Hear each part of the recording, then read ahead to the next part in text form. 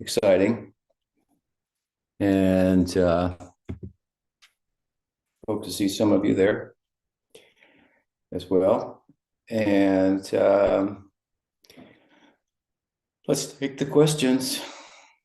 Okay, so the first question today is from Anadi Krishna in Poland. And so he says, Dear Guru Maharaj, you see the good qualities in every person and inspire everyone to develop them. In your presence, everyone reveals their face of dedication to Krishna and Sri Guru. Meanwhile, my mind sometimes sees faults in the devotees and focuses on them. Have you always been such a person, or did this arise gradually through the practice of sadhana? If so, please reveal the ways to become such a person as you are. Thank you. Well, I think that sadhana is the best way. Sadhana-bhakti. It said, Yasyasti bhakti or bhagavati kinchana. Starve argunaistapra samasate sura. Arova bhakta sikto mahatma. Anoltena asati dhavato vahi. From the fifth canto of the Bhagavatam. That all of the good qualities of the devas, they manifest in the devotee. There are a number of good qualities of devotees that are also mentioned, I don't know, 25 or 17, I forget, listed somewhere. And Titikshava Karunika, Sukrita Savarina, and so forth. Their tolerance, they're tolerant, they're merciful, and so on. If they find no fault in others, which is particularly the quality that you're speaking about. All of these qualities are said to coalesce around the central quality amongst the qualities of the devotee, which is surrender to Krishna. So the implication is that all of these qualities follow that.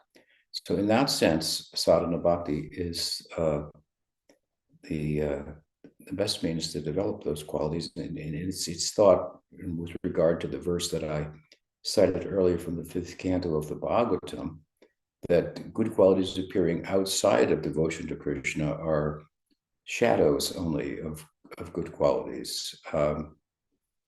They're not the full manifestation of them, to put it in a polite way. So think of it like this, then.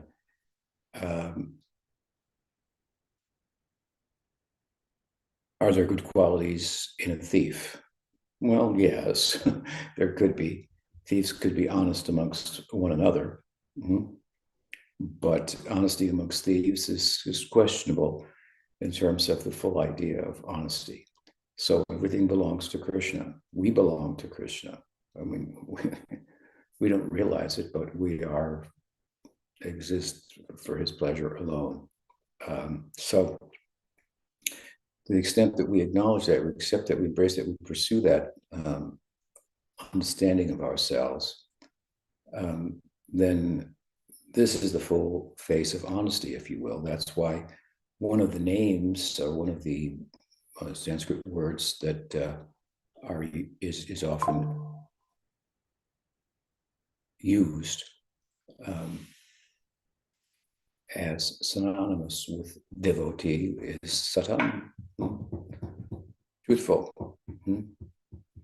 So this is the idea of it, right?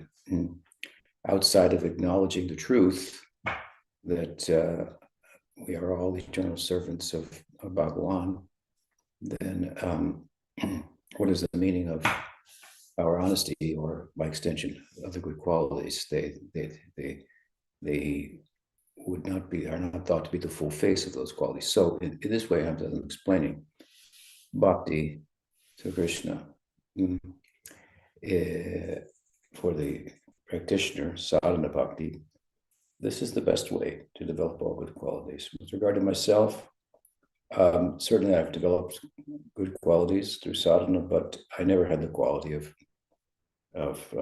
finding faults in others. My mind has never worked like that. I had a grandmother who was my father's mother, who lived with us when we were young children. My older brother and my younger sister, before my younger brother was born, and she very much liked my older brother and my younger sister, but she didn't like me because I was the second son, and she wanted a granddaughter rather than a grandson who would compete, I guess, in her mind with my parents' first son. So she was very, when my parents would go out and leave us under her care, then, for example, she would bring my sister and brother in to watch television on the new black and white, black and white TV. And I wasn't allowed to come in. So this is just one example. There are many, many examples of how she mistreated me, but I never held it against her. In one sense, I mean, I was hurt by it when I was a child, and of course, my mother was always very supportive. But I just bring it up because later on, as I grew a little older, and in my early teens and so forth, there was some time where I was the only child at home. I forget the circumstances around that. Or maybe my younger brother was there, but he was too young to consider in terms of this type of affairs that I'm speaking of. But anyway, my grandmother was there, and I saw her getting older, and with old age, you start to tend to become diminished in terms of your capacity mentally and physically and so forth. And I just felt bad for her. I just naturally felt bad for her that was happening to her on the one hand, and the other hand that she was like that to me. I just felt like, how unfortunate that a person could be like that. So it's something that sticks out of my mind. I couldn't find fault in her, really. I mean, I knew she was wrong, and she had wronged me considerably, but I felt like it was her loss, if you will. So anyway, the tendency to find fault is not good.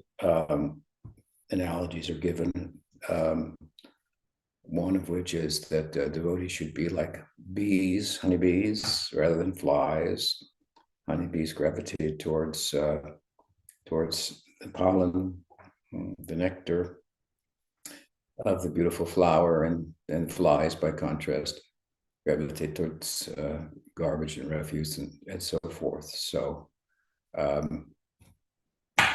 it's good to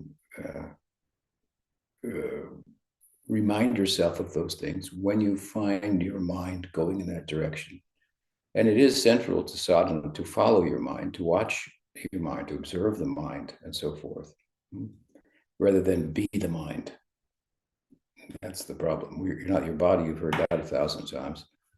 Well, you're not the mind either, of your thoughts, and then ontologically speaking. So we should step back from it, watch it, and when we see it catch it. We see it's going in this direction, and then remind it of this analogy, for example, and shame it. So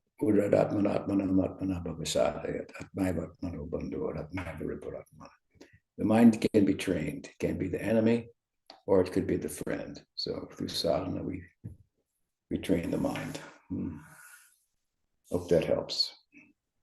So there are a couple of follow-ups, Guru Maharaj. The first one is from Chittahari. Good morning, Guru Maharaj. So would it be fair to say that if one has done the heavy lifting, as it were, of overcoming such a tendency, that in their next birth, they would be more like you? And in other words, you wouldn't struggle with that at all in your next life. Is that correct? That's correct. It's so you have to be a little bit concerned with Shreyas, the long term, the ultimate good. and so forth, and have confidence that what you struggle with, if you struggle with it in this life, and it's going to make a sincere effort to overcome next life, you have that. That's for sure. So you're creating a favorable wind, in the very least, in this life, for the next life, if not more. That answer your question? Yes, yeah. Thank you. Okay, good to see you there. And the other follow-up is from Vrajahari, and he says, what is the role of constructive criticism in Gaudiya Vaishnavism? Well, the role of constructive criticism is to constructively criticize people, which means to criticize people in a way that will teach them. And so you need a person who's capable of doing that, who can constructively criticize, critique. It's largely the role of a sadhu. The word sadhu also means to cut, so it means that he or she speaks strongly and may critique our condition, if you will. So not everybody's qualified to give constructive criticism on every level, or on some level. I guess everyone is capable to give some constructive criticism, like you could give constructive criticism to your children. So you love your children, but you criticize them because you can see they're doing something that's not in their interest, it's not good for them, and you want to give them a corrective. So that's the idea of constructive criticism. It is in the mode of goodness.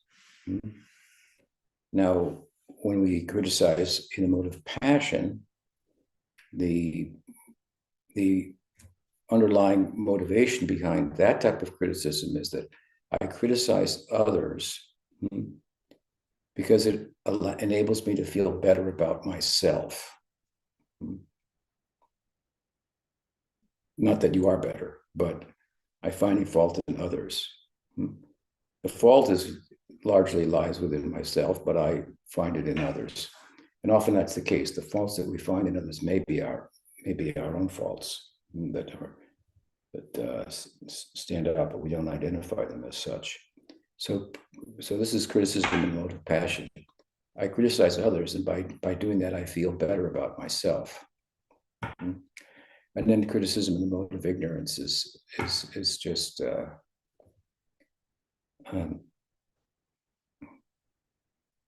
I wouldn't know how to describe it, but it should be avoided. Then there's transcendental criticism also. The gopis are very critical of Krishna, and some of his friends are as well. His mother will chastise him and so forth, and the neighbors will criticize his penchant for stealing yogurt and butter and so forth. So there's transcendental criticism. But constructive criticism is sattvic. It could be spiritual too. We could look at it like that, fully spiritual critic, giving correctives, philosophically speaking, or with regard to what constitutes devotional conduct. We could look at it like that. Hope that helps. So the next question is from Hari Seva. And she says, Jai Guru Maharaj, greetings, I'm Hari Seva. And so when she sent the question, it was her birthday. So she just shared that it was her birthday and it was wonderful to be with you on this day. And her question is, how can how can a person leave the tama-guna plane? Well, the tama-guna is, it is, it has its use. You need to sleep, you need to rest at times. There's some place for recreation, as mentioned in the Gita. Yuktahara viharasya yukta. One should be regulated in one's eating and sleeping and recreation, as Prabhupada translates it. So there's a little place for that. But largely in our devotional life, we try to create a sattvic or transcendental environment. So we want to live in a peaceful, clean place and have an occupation also that is not in contradiction to our teaching. the temple is thought to be, if you live in an ashram, a transcendental environment. Within that, there'll be sattvic considerations and so forth, with regard to cleanliness and so on. You want to create that type of environment, and now you may be in that type of environment, still find yourself overwhelmed by the tama-guna doubts and lethargy and so forth. I don't know if I can give you, particular silver bullet, to deal with that. You are dealing with it as a sadhaka, and you may have a greater burden to bear than some others with that regard. But I think the solution to the problem is largely at hand when you can ask a question like this, which means that you're understanding, oh, I'm influenced by the tama-guna here, and it's problematic for me. So not being able to see the problem, you have no recourse to solving it. Understanding it, reading the environment properly, as you seem to be about yourself, well, then you're halfway there. You understand the problem, and so you're aware when that influence comes. I mean, and then you have to think of it as such, and that should be in itself a motivation to get up and do something. You don't want to be captured by the mode of ignorance, so you can get up and do something productive when you find yourself in that type of a circumstance. Obviously, it's a circumstance or influence of the lower mode of nature, but it's hard to do when you're under that influence. But you're only partially under the influence, as I say, if you understand the problem. And so when it really becomes prominent, then you don't want to be there. So what do? Well, get up and do something. Clean the room. Pick some weeds. To become active in the context of your devotional and practical life, and then its influence will pass. Those are my thoughts on it. I hope that's helpful. Happy birthday. So the next question is from Shraddha, and she says, Pranams Guru Maharaj. My obeisances on the occasion of Gurpurnim. She sent it last week. And she said, I grew up seeing a book on the bookshelf at home called Mr. God, This is Anna by Meister Eckhart, but didn't read it and still haven't because I felt that I didn't need to, as I had the Bhagavad Gita and Krishna Lila to ask and answer all the questions, and that was enough to grow up with. So what is your thoughts on keeping a focus on scripture to something that we can realistically cope with when we are growing up or when we are developing in Gaudiya Vaishnavism?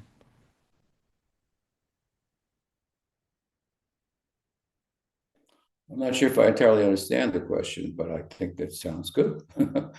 I think that the Bhagavad Gita contains all knowledge. Some of it's a little bit in seed form, the flower, the fruit of which is there in the Bhagavatam. But there are many nice Gita Bhaktas who very much are inspired by the Gita and feel all the teachings there in the Gita, and they're correct. So you're fortunate to be born in a family that in which such texts were available from childhood. There are other traditions, of course. You mentioned Meister Eckhart, and he was a mystic, a Christian mystic. But in my opinion, the more a tradition like Christianity becomes mystical, the more it starts to sound like Hinduism. That's just a fact, actually. It's not just my opinion. Hinduism is the big tent. The big tent for mysticism. it, unlike some other traditions, it really promotes mysticism, if you will, an experiential spirituality, rather than just religious adherence to moral codes and so forth. And although there is mysticism in all the traditions, I mean, Christ was a mystic, the traditions tend to ignore the mystical side or militate against it even. The Jews did so, I guess, at the time with regard to Jesus of Nazareth. So that's one of the differences. In Hinduism, you know, there are many saints, many sadhus, and mysticism is clearly underscored as the goal. So for the sake of preaching, intellectual curiosity, and so forth, it may be useful to some to read other books or other traditions and so on and so forth. But I don't. It's not necessary, and everything's there in the Gita. And you're very fortunate and blessed to have been raised in a family that afforded you some faith in and some access to Bhagavad Gita. Bhagavad Gita, Ki Jai. So the next question is from Krishna Karanam, and he says, Dandavats Guru Maharaj. My question concerns the role of gratitude, kritagnyata, on the path of bhakti. Is gratitude a part of bhakti-rasa, or can it only lead to bhakti? Gratitude typically appears in pious people who recognize God's activity in their lives, but we also see gratitude in advanced devotees like Queen Kunti, who expressed gratitude to Krishna, who repeatedly saved her and her sons from all sorts of dangers. However, from what I remember, Rupa Goswami doesn't discuss gratitude in Bhakti Rasamrita Sindhu. So doesn't gratitude appear, for example, as Sanchari Bhav in Bhakti Ras? Does it? Yeah, he says, so doesn't gratitude appear, for example, as Sanchari Bhav in Bhakti Ras? He's asking if gratitude is one of the 33 Sanchari Bhavas. It seems so. Well, he says, so doesn't gratitude appear, from the way I've read it, but if you're on the call, Krishna Karanam, you could... Well, I don't think that gratitude is mentioned as one of the 33 Sanchari Bhavas, but I think that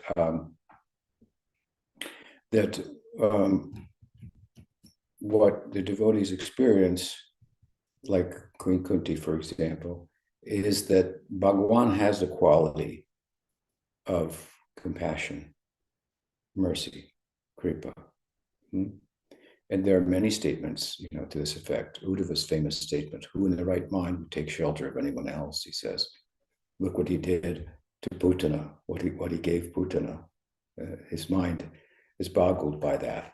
So the compassionate nature, when you express, oh, you're so kind, you're so merciful, many, many statements to this effect, right? And it's true.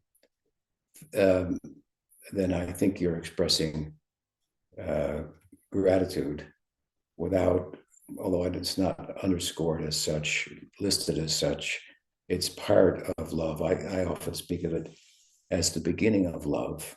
For example, in the Karma Marg, Varnashram, then we are taught gratitude. There you're being taught gratitude, just like you teach your children. Say thank you, say please. Okay, give it to you. Now say thank you. Okay, now you can go. So Varnashram is, the Karma Marg is something like that. It's like training an animal to be thankful, to appreciate, to acknowledge where her maintenance, sustenance is coming from. So this is, in my estimation, very central to varnashram, and varnashram, the karma mark is that path that takes us from animality to humanity. And humanity, there should be a difference between animality, where we recognize our, to a greater extent. Not that it can't be recognized in animals, it can be, but to a greater extent, our dependence on the sun, on the wind, on the rain, on water, and so on and so forth. And so there's the whole varnashram system is full of showing gratitude to the different gods and goddesses, the personification of those powers, and so on. And so when we move beyond the varnashram mark to the bhakti mark, it's not that gratitude goes away. It's there. It's embedded. It's part of, but it's expressed in this way because now the focus is directly the supreme controller, if you will, the supreme maintainer, and who maintains the other gods and goddesses, right? They're all, and so we can forego any overt expressions of gratitude thought of as a necessity by showing all gratitude to Krishna. And not that we don't acknowledge within Gaudiya Vaishnavism the role of the devas and so on and so forth, but they are all dependent also upon Krishna. So I think it's kind of like built into, understood, and expressed in this way. And you give Kunti as an example, and I've cited Uddhava. There are many statements. It's full of the appreciation, the expressions of such. Is it a constituent, as you're thinking of it, of bhakti-rasa? I don't think it's been discussed like that. It's an aspect of love, understanding. It involves realization of this quality of Krishna's, his compassion, his kindness, his grace. So meditating on that, then gratitude will be expressed as a result. I hope that helps. Thank you. My gratitude to you for the question. So Sajjan has a follow-up for this. I got one follow-up. I don't know if you're going to say, but Guru Maharaj used to say, thank you. Don't say thank you. That creates some distance. Was that what on your mind, Sajjan? I can't hear you. So you're muted, Sajjan. You must be muted. We can't hear you. I can see your mouth moving, but I can't hear you.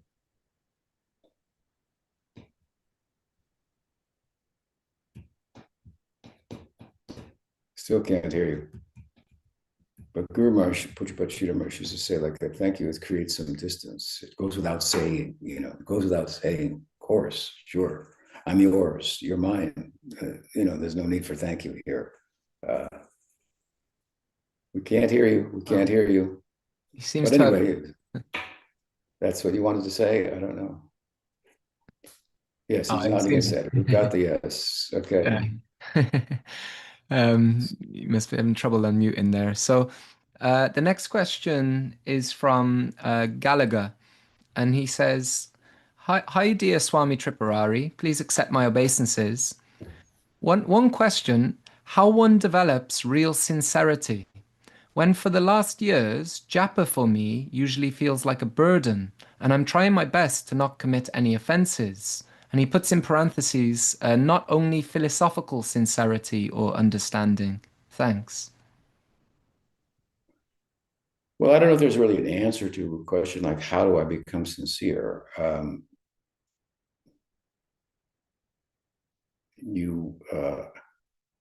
guess you could think about it like, do I want to be a hypocrite? No. Is that good? No. Do I want my words to be hollow or do I want to be filled with feeling? Obviously, the latter. but they're not. So why are they not? And then you have to philosophize and understand, your situation, where you are on the map, if you will, of spiritual progress, and why your chanting is done as an obligation, as a number, rather than as something done joyfully, or from which one is deriving spiritual nourishment. Well, again, it's just relative to where we are on the path.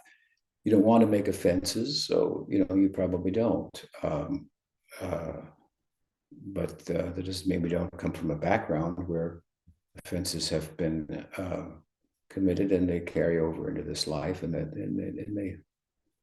they're not been resolved. There's nothing we can do about that other than practice. So I think it's important to, like as I say, understand where I'm at on the path philosophically in terms of progress. And my stage is, it's not nishta, it's anishta, it's unsteady.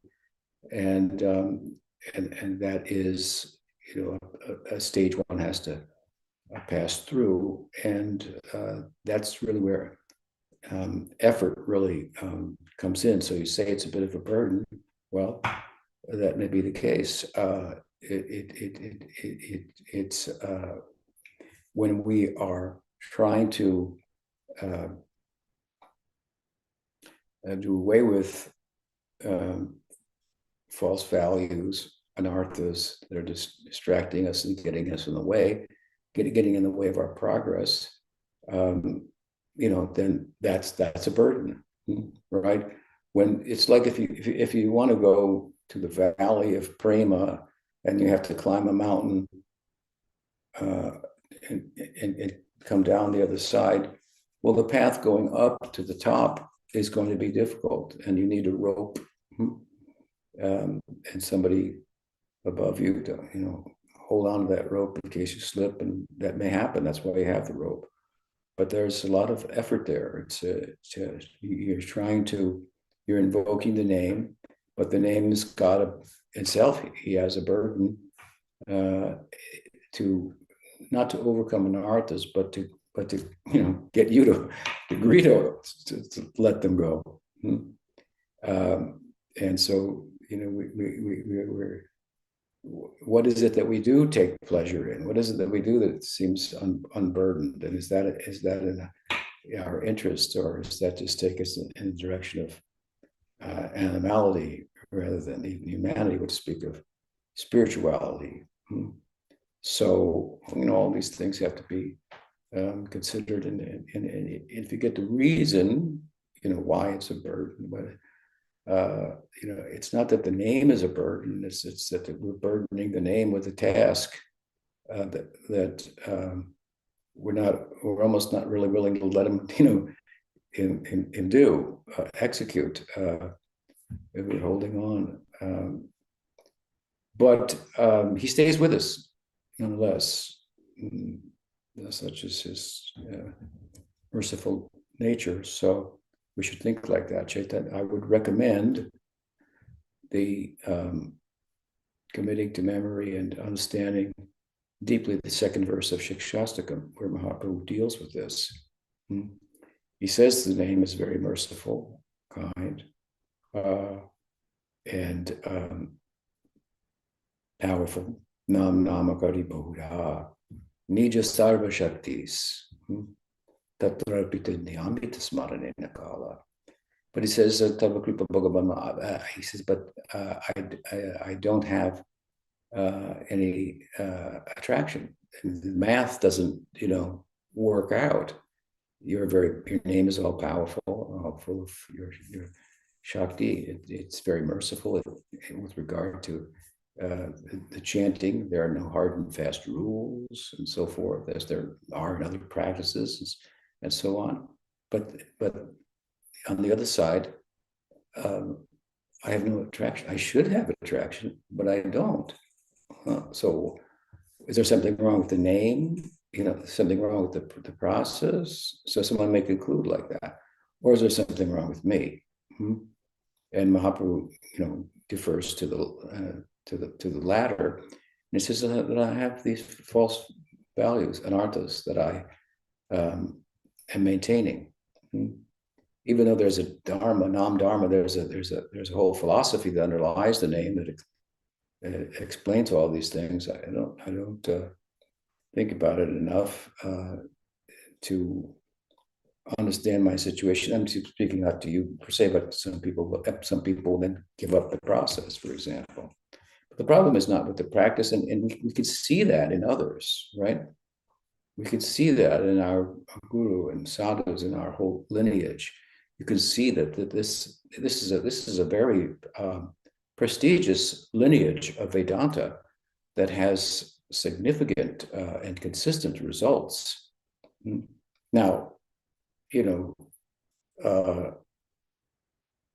Bhaje Sheta Dvipam Tamaham Goloko Mediyam Manushyanam Sahasreshu Kaschin Yatatisitaye Yatatama Pisidanam Kaschin Maham Beti Tatpata Narayana Parayana Nakutasjana Bibati Svarga Pavarga Narakishu Apitu Artadarshanam. These verses come to mind also. Bhaje Sheta Dvipam Tamaham Golokam Iti attained by a very few rare souls, 1 in 1,000.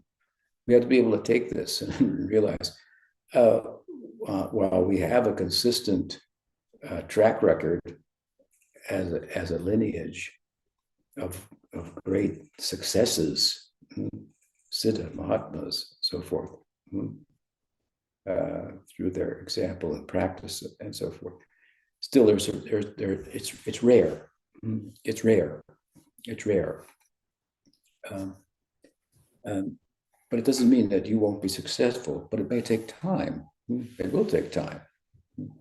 I mean, you've got this is such a high ideal. If you understand the high ideal, well, then you can very well understand why I'm distanced from that ideal. But then you can understand, but I have been given, nonetheless, a rope has been thrown to me to attain that ideal. So let me hold on to it, regardless of the fact that the stage I'm in right now is appears burdensome. The burden is not this practice. The burden is what I won't let go. There's a story that comes to mind of a sadhu initiated a fellow and then went on his way. And then after many years of being gone, the sadhu or the initiate gradually thought maybe he needed a wife, maybe that would help, and maybe then they would need a cow, and one thing led to another in the family. And so after many years, the guru returned in his travels and he saw his disciple all entangled in family life and whatnot.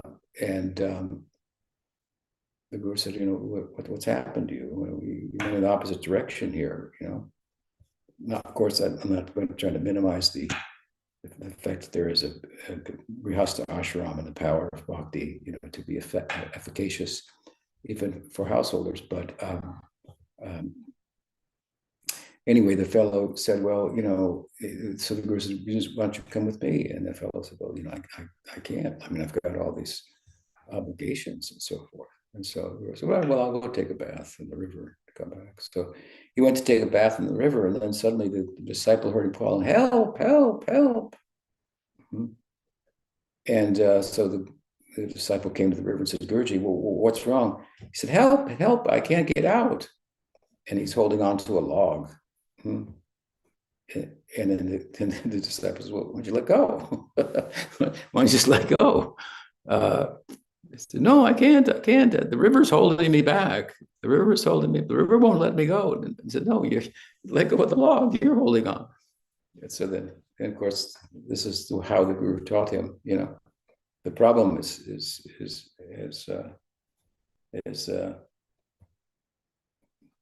you won't let go. It's not the problem. It's your wife or your daughter or your son or your cow or your land or you won't let go. I'm not advocating here that everybody now let go of everything, but this is the direction we should go, and this is a nivritti marg, right? It is meant for turning away from the world, and through the power, of course, of bhakti, which affords us the taste to do so in due course. And again, we have examples of that. So we should be encouraged by that and proceed. And of course, try to get good association. That'll be, of course, very, very helpful in living in here and now, because then we'll see more practically in our life. There are sadhus and that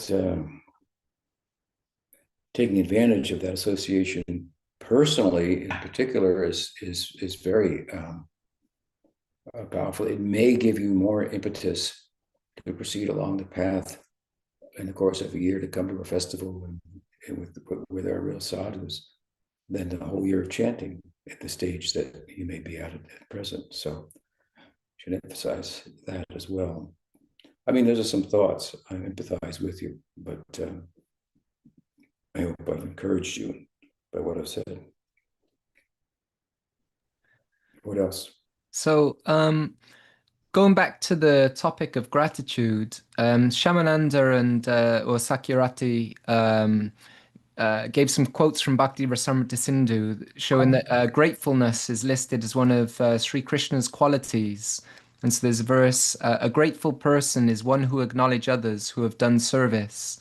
And then the example from Mahabharata is that Draupadi cried out, "O Govinda, though I was situated far away, that crying out has created an ever-increasing debt which does not leave my heart." And then Sajjan, he's able to unmute now as well. So if you... Maharaja. Yes, please forgive me. Earlier, my computer malfunctioned. It's a kind of like a brief two-part follow-up. The first one is about Guru Maharaj.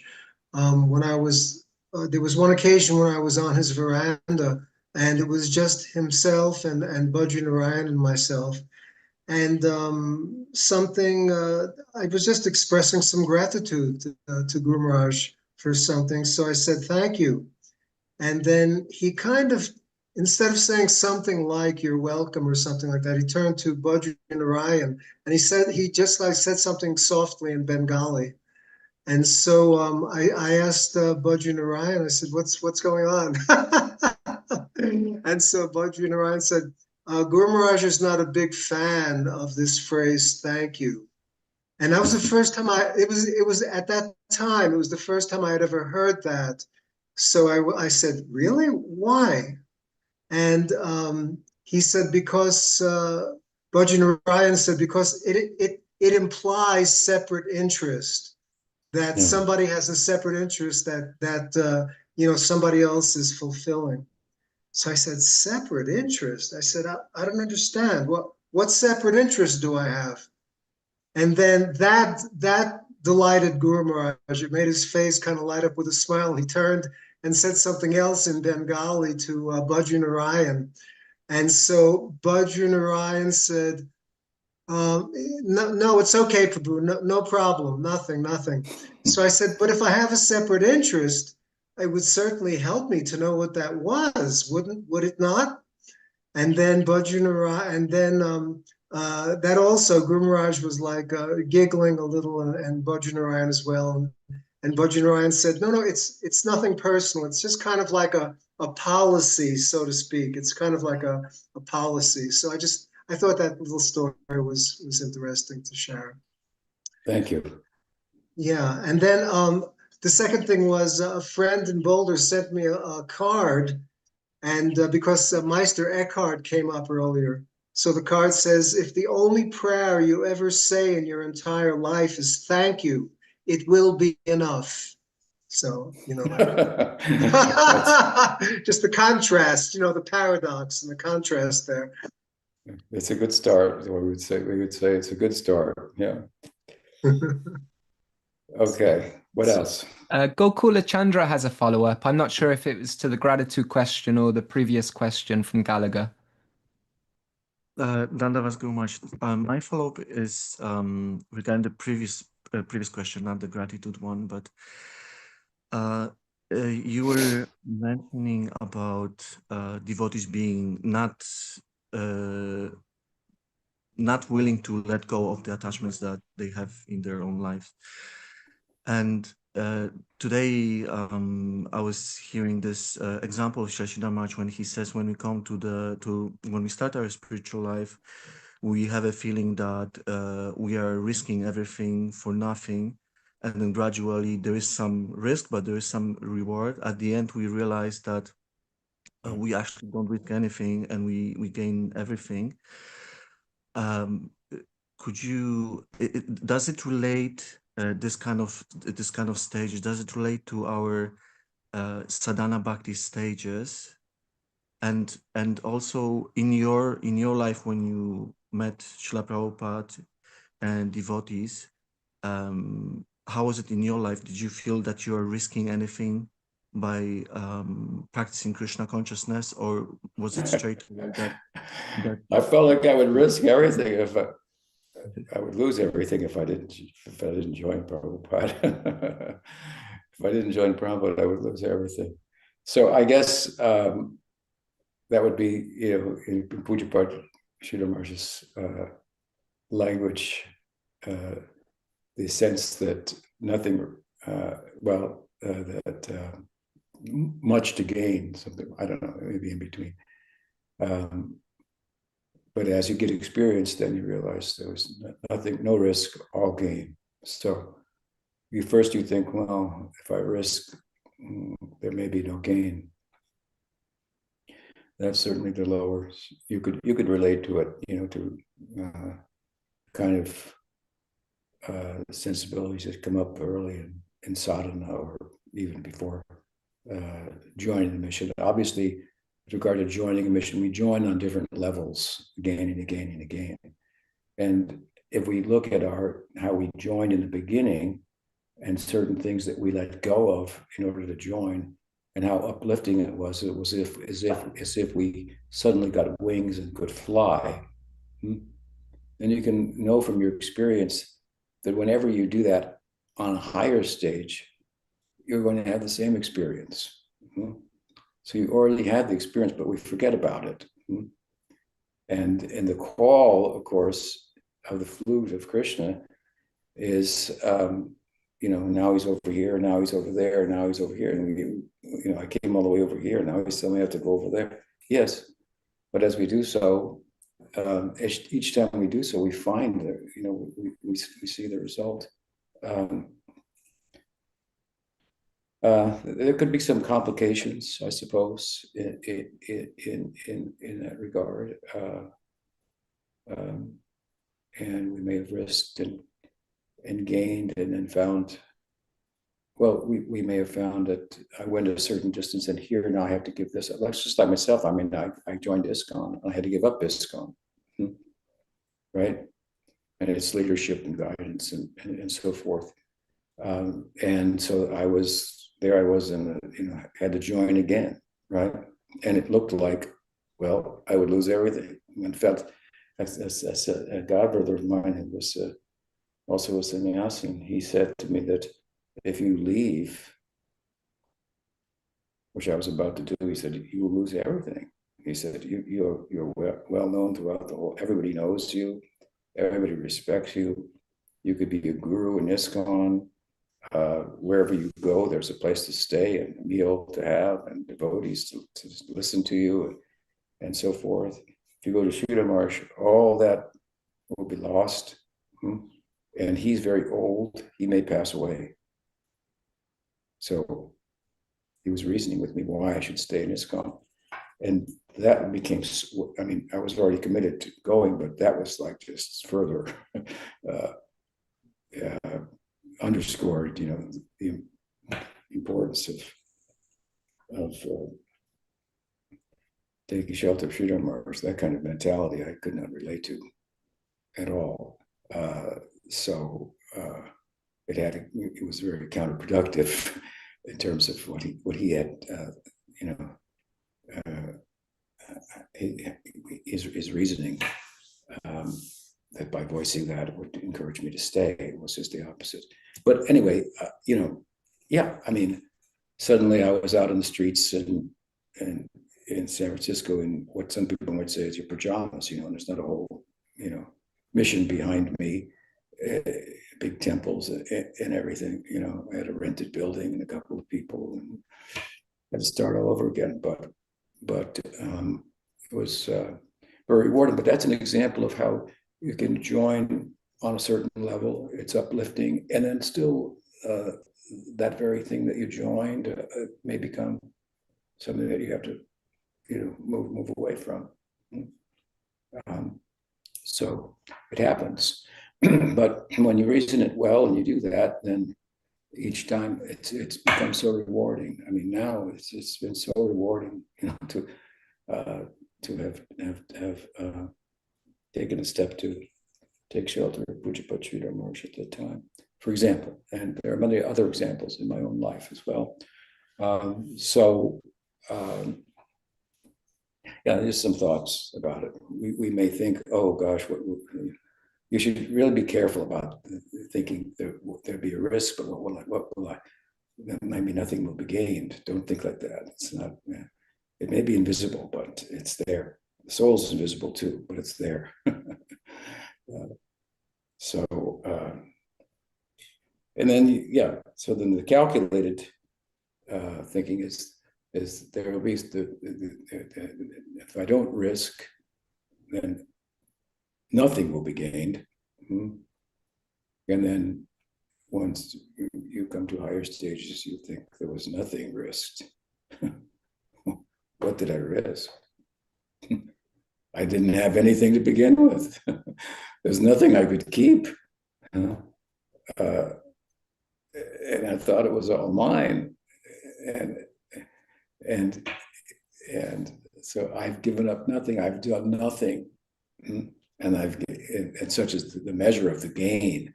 The measure of the gain is such that the effort exercised in relation to its attainment will be so diminished in our mind and seem so insignificant. His kindness, his compassion, and the oceanic nature of the gain from asato sadgamayo. From unreal, you went to the real. You gave up the illusion to gain reality. What did you have to begin with? Nothing. It was an illusion. Good advice. We have to take it to heart. What else? So the next question is from Punamrita Devidasi in Brazil. She's going to ask herself, I think. If you're there, Punamrita, you'll need to unmute yourself.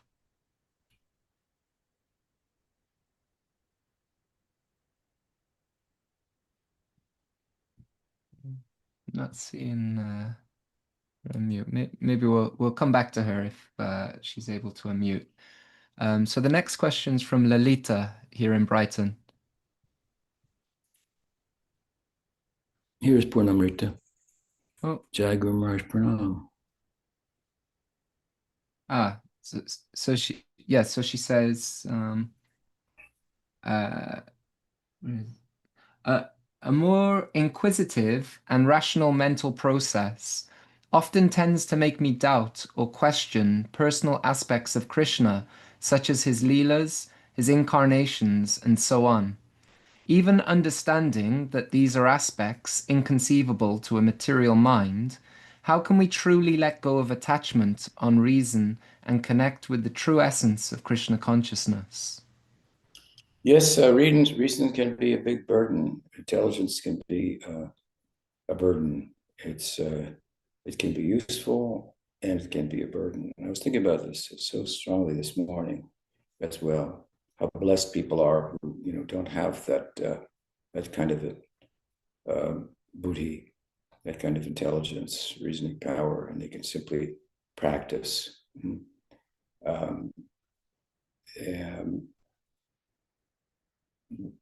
Through which real knowing arises. Through the exercise of our intellect, we can only get a semblance of knowing.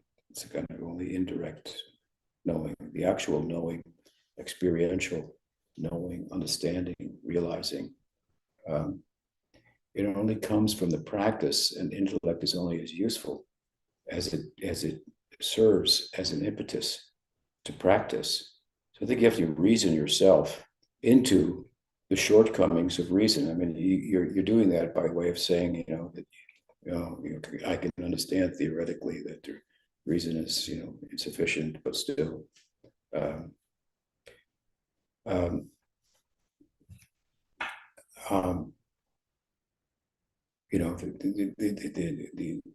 intelligence still raises doubts. I guess that's what you're saying, how to deal with them. And I think that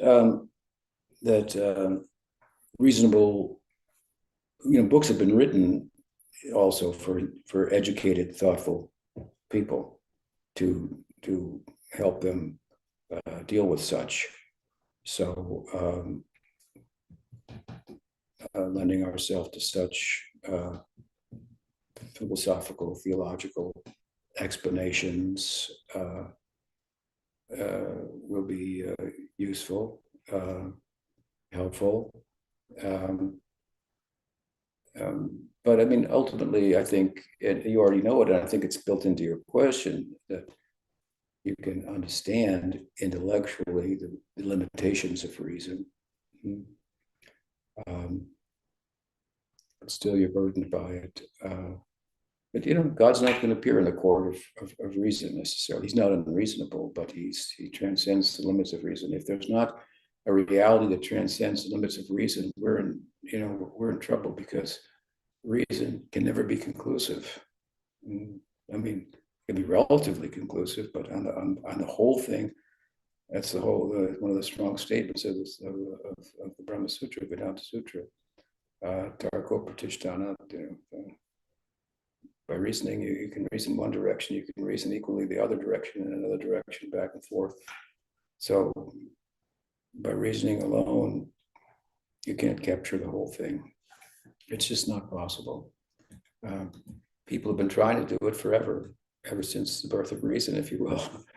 And there's no one that's by reason alone that's arrived at that. But we see that people who adopt transrational practices, they do attain that kind of fulfillment, if you will, the kind of knowing by which it's experienced. There's nothing more that needs to be known, except more of the same, more of the same. So we see historically, we see again that reason unto itself is problematic. People reason themselves away. How reasonable is that? I mean, so, but and was it all for to become fulfilled, to become happy? But we find people who adopt transrational practices have attained that kind of happiness. So we see the examples. So that's why we're here. Still, yeah, I can understand. Still, a thoughtful person can be troubled by that. How does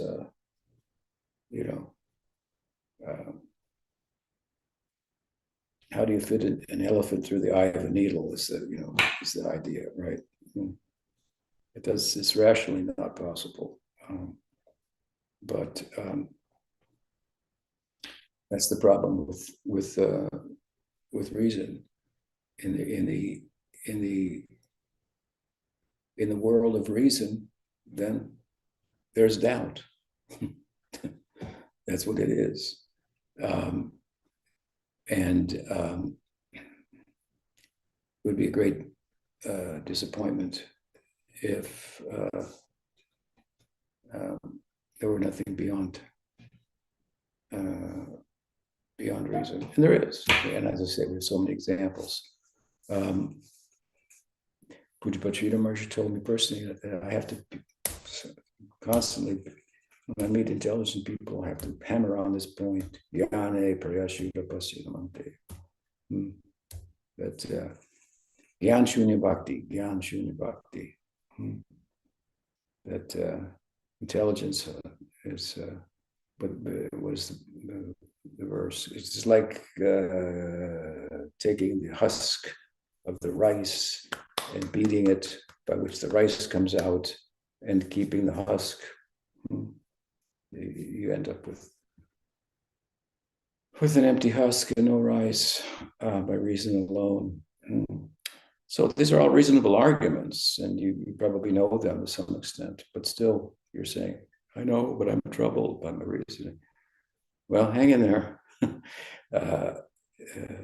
And you need to apply yourself to the worship of Gorgadadhar there in Vrindabhumi, and to hearing and chanting, and get experience.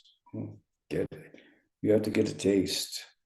You have to, if it's use your intelligence to reason as to the efficacy of the practice, by which you could know that which you could not know otherwise. And as you begin to know experientially, then the smallness of intellect, becomes more apparent. And of course, the doubts are cleared because you have experience. So experience is the answer, and you're not going to get it by reasoning about it.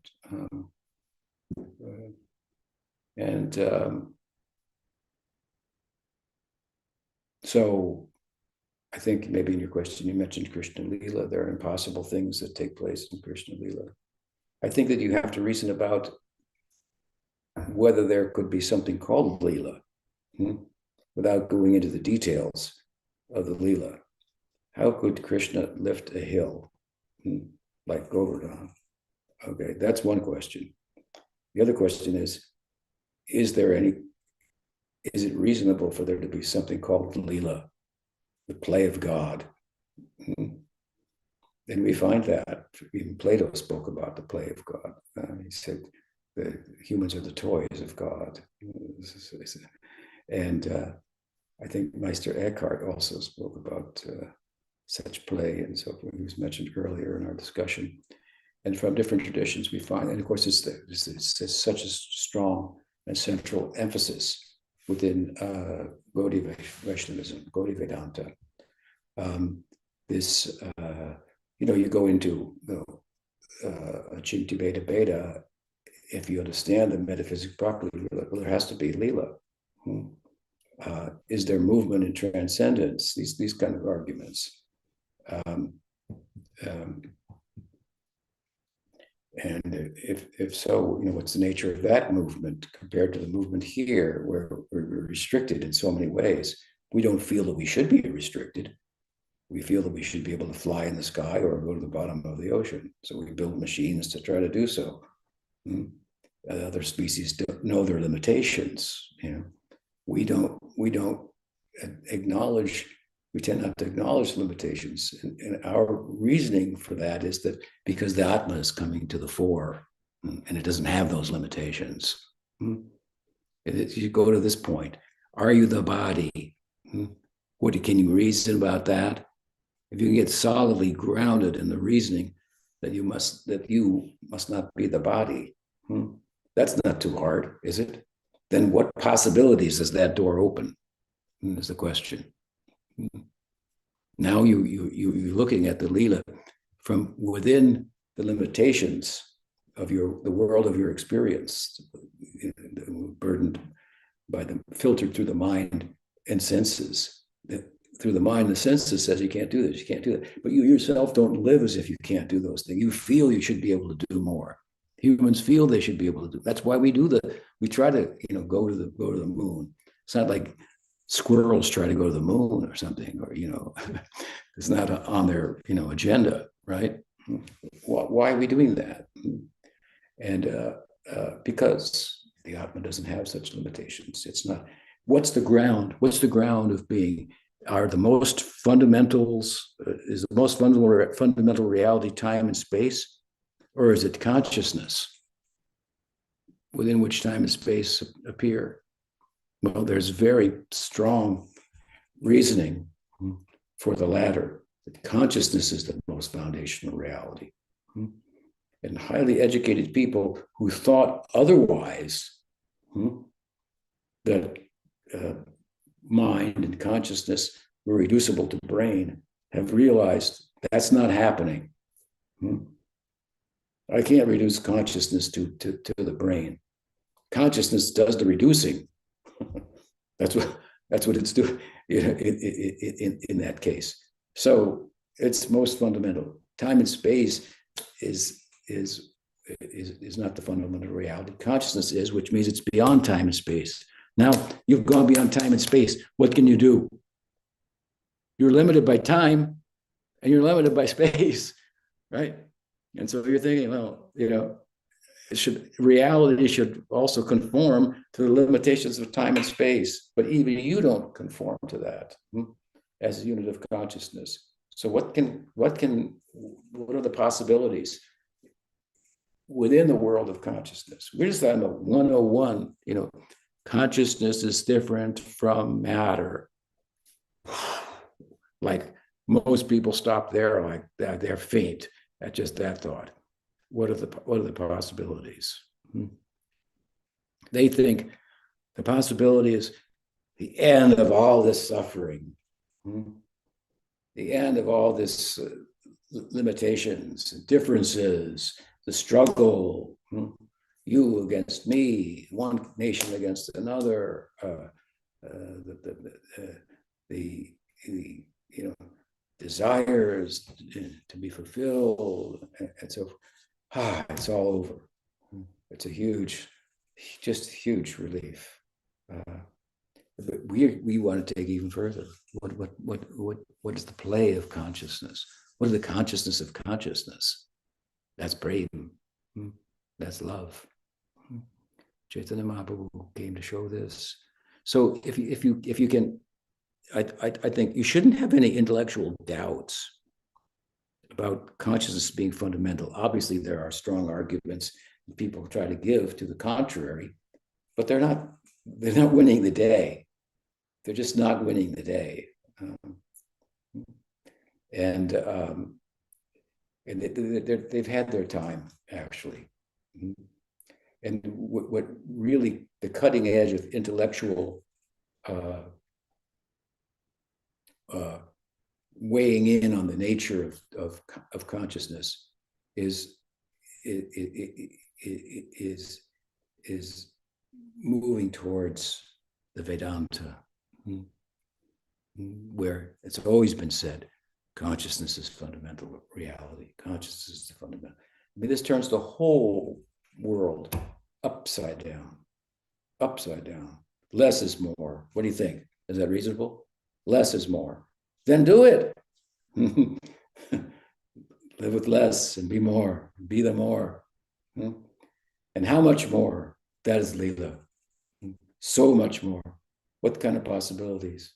This is what Vyasa is talking about there. Where is the Leela historically? It's in the hearts of all the devotees. The Bhagavatam is the Leela. That is the Prakat Leela, the manifest Leela, in literary form. Enter the Bhagavad. You can live inside the pages. Where are you going to experience Krishna lifting the hill? Beyond time and space. That's where you're going to experience that. Right? But it says it happened within time and space, Swami. Read more carefully. Read more carefully. So these are some thoughts. We've taken a little overtime on that, but we'll stop there. I hope it's helpful. I look forward to seeing you soon, I hope. All right. I have one more week before I go to Chile, so I'll be back next Sunday. I'll probably be in the Bay Area for that, since I'm flying out on Monday. Nice to be with you all. Hare Krishna. Hare Krishna. Srila Guru Maharaj Ki Jai. So so it seems there'll be a Swami call next week. Keep an eye out. I'm not sure. We'll try and find out the times for classes in Chile as well. So we'll try and announce that in different places so that everyone can tune in if they're able to. And I'm sure they'll be recorded as well. And yeah, Lalita, you'll be first next week. We didn't quite get to your question. And I hope you all have a wonderful week. Hare Krishna.